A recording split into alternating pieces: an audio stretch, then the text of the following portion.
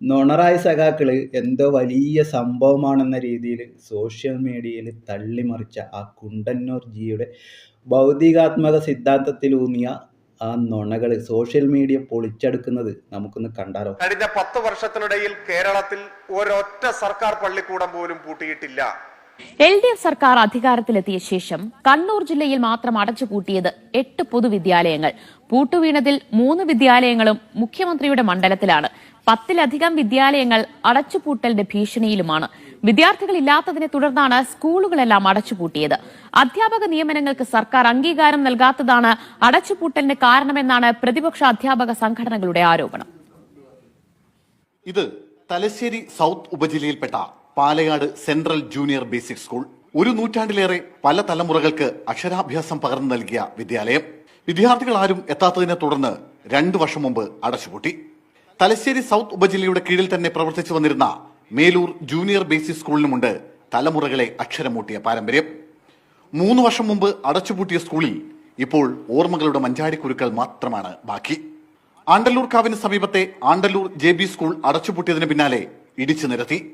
സ്വരുക്കൂട്ടിയെടുക്കാൻ അവശിഷ്ടങ്ങൾ പോലുമില്ല ബാക്കി. അടച്ചുപൂട്ടിയ ഈ 3 സ്കൂളുകളും മുഖ്യമന്ത്രി പിണറായി വിജയന്റെ മണ്ഡലമായ ധർമ്മടത്താണ്. തൊട്ടപ്പുറം തലശ്ശേരി നിയമസഭാ മണ്ഡലമാണ്. കഴിഞ്ഞ 7 വർഷത്തിനിടെ 4 സ്കൂളുകൾക്കാണ് ഇവിടെ പൂട്ടുവീണത്. 1898 ആരംഭിച്ച ന്യൂമാഹി പരിമടം LP സ്കൂളിന് കഴിഞ്ഞ വർഷമാണ് പൂട്ടുവീണത്.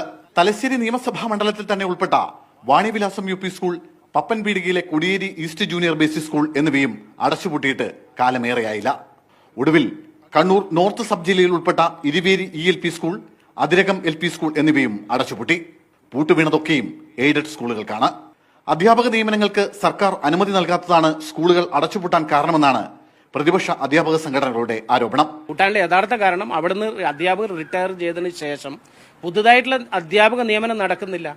പുതുതായി കാരണം അവിടെ പഠിക്കാൻ ആവശ്യമായ കുട്ടികളുണ്ട്. അധ്യാപകരുണ്ടെങ്കിൽ മാത്രമല്ലേ കുട്ടികൾ ആ വിദ്യാലയത്തിലേക്ക് വരികയുള്ളൂ. ഇന്നും പല വിദ്യാഭ്യാസ സ്ഥാപനങ്ങളും ഈ മതിയായ കുട്ടികൾ ഉണ്ടായിട്ട് പോലും പല വിദ്യാഭ്യാസ സ്ഥാപനങ്ങളിലും നിയമന അംഗീകാരം കിട്ടാത്ത സാഹചര്യം നിൽക്കുകയാണ്. പൊതുവിദ്യാഭ്യാസ സ്ഥാപനങ്ങളിലും അധ്യാപക നിയമനങ്ങൾ അംഗീകരിക്കുന്നില്ല. അതുകൊണ്ട് തന്നെ ഈ ഇത്തരത്തിൽ കുട്ടികൾ വിദ്യാലയത്തിലേക്ക് കടന്നു വരാത്ത സാഹചര്യം രൂപപ്പെടുന്നുണ്ട്. പൊതുവിദ്യാലയങ്ങളുടെ പടിയിറങ്ങിയ വിദ്യാർത്ഥികളൊക്കെയും ചേക്കേറിയത് സ്വകാര്യ സ്കൂളുകളിലേക്കാണെന്നും ഇവർ പറയുന്നു. 10-ലധികം സ്കൂളുകൾ ജില്ലയിൽ അടച്ചുപൂട്ടലിന്റെ വക്കീലുമാണ്. പൊതുവിദ്യാഭ്യാസ മേഖലയുടെ സംരക്ഷണത്തിനായി കോടികൾ ചിലവഴിക്കുന്നുവെന്ന സർക്കാരിന്റെ അവകാശവാദങ്ങൾക്കിടെയാണ് ഓരോ വർഷവും ഇങ്ങനെ നിരവധി സ്കൂളുകൾക്ക് പൂട്ടുവീഴുന്നത്.